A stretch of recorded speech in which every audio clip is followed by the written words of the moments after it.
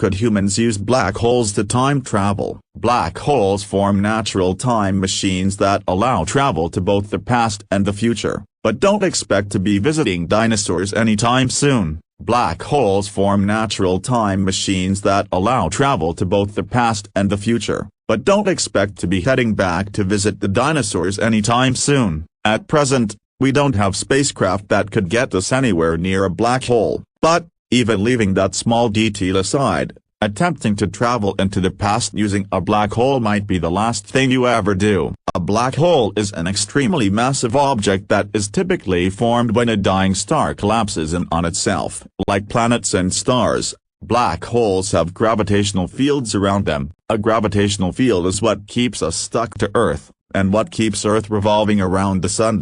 As a rule of thumb, the more massive an object is, the stronger its gravitational field. Earth's gravitational field makes it extremely difficult to get to space. That's why we build rockets. We have to travel very fast to break out of Earth's gravity. Read more. How gravitational waves can see inside black holes. The gravitational field of a black hole is so strong that even light can't escape it. That's impressive, since light is the fastest thing known to science. Incidentally, that's why black holes are black. We can't bounce light off a black hole the way we might bounce a flashlight's beam off a tree in the dark. Albert Einstein's general theory of relativity tells us matter and energy have a curious effect on the universe. Matter and energy bend and stretch space. The more massive an object is, the more space is stretched and bent around it. A massive object creates a kind of valley in space. When objects come near, they fall into the valley. That's why,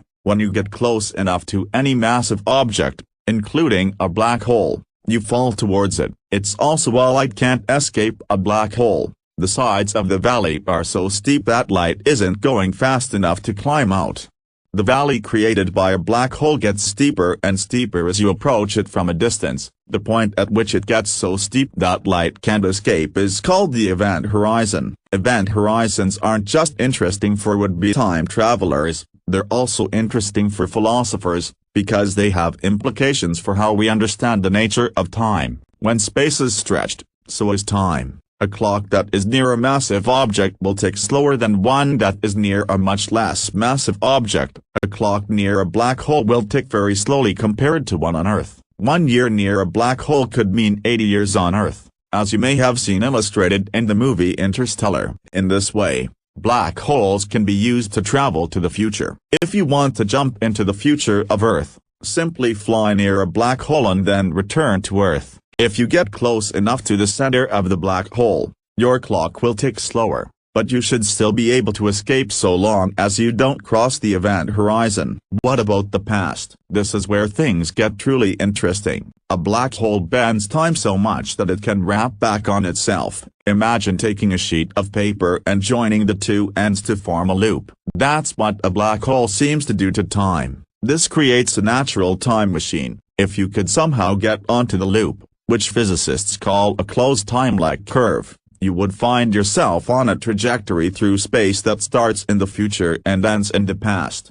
Inside the loop, you would also find that cause and effect get hard to untangle. Things that are in the past cause things to happen in the future, which in turn cause things to happen in the past. Oh, you've found a black hole and you want to use your trusty spaceship to go back and visit the dinosaurs. Good luck. There are 3 problems. First, you can only travel into the black hole's past. That means that if the black hole was created after the dinosaurs died out, then you won't be able to go back far enough. Second, you'd probably have to cross the event horizon to get into the loop. This means that to get out of the loop at a particular time in the past, you'd need to exit the event horizon. That means traveling faster than light, which we're pretty sure is impossible. Third, and probably worst of all, you and your ship would undergo spaghettification. Sounds delicious, right? Sadly, it's not. As you cross the event horizon you would be stretched flat, like a noodle. In fact, you'd probably be stretched so thin that you'd just be a string of atoms spiraling into the void. So, while it's fun to think about the time-warping properties of black holes, for the foreseeable future that visit to the dinosaurs will have to stay in the realm of fantasy.